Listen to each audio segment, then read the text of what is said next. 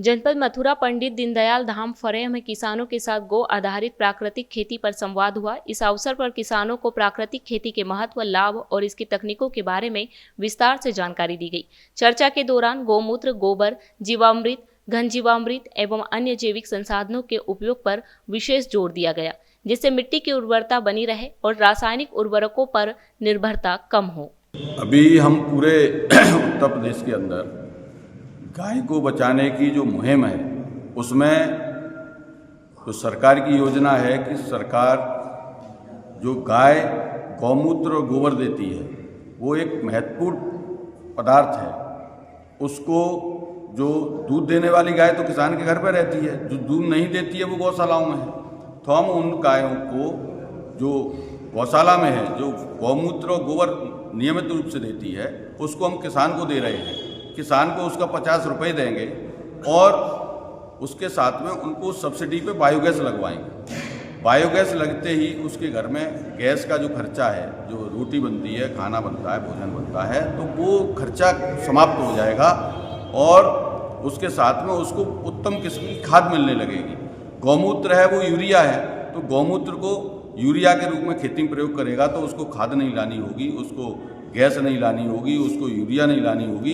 तो किसान का एक बहुत बड़ा पैसा इसमें बचेगा और इसके साथ साथ कई चीज़ें बचेंगी कि जैसे ही गाय गौ आधारित खेती उसकी अपने आप हो जाएगी, खेती बच जाएगी, बीमारियां से बच जाएगा और पानी बचेगा, पर्यावरण बचेगा।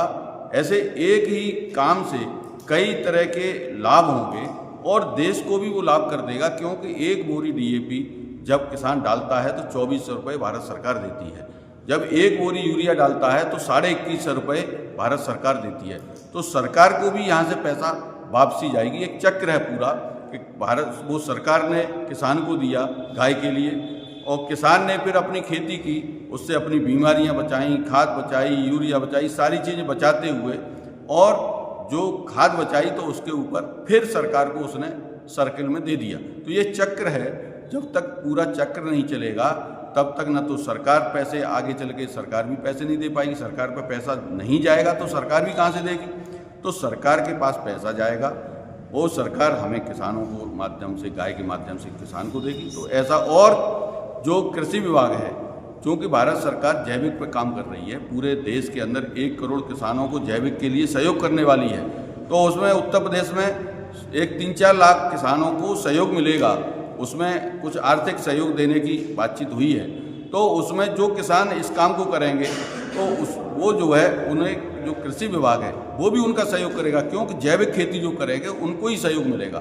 तो ये तो पंडित दीनदयाल उपाध्याय जी का केंद्र है और पूरी दुनिया इसको जानती है।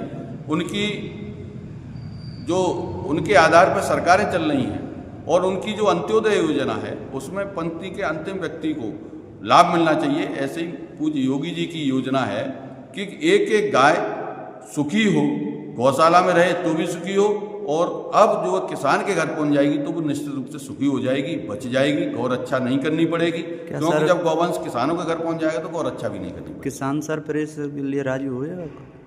किसान हमारे सामने गोष्ठी की है, हमने सारे लोग तैयार हैं। ये सब अपने गाँव पे भी काम करेंगे, एक एक गाँव एडॉप्ट करेंगे, पूरे गाँव पे ये सब काम होगा। तो एक पूरे उत्तर प्रदेश के लिए नहीं बल्कि पूरे देश के लिए संदेश जाएगा इस पंडित दीनदयाल उपाध्याय की धरती से कि वास्तव में गाय कितनी उपयोगी है। वो दूध के लिए केवल उपयोग समझते हैं लोग, लेकिन दूध तो अल्प समय के लिए देती है।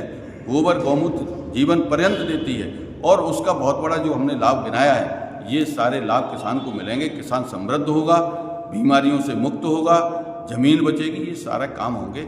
गौ माता की जय। जन जागरण संदेश के लिए हरिपाल सिंह की रिपोर्ट।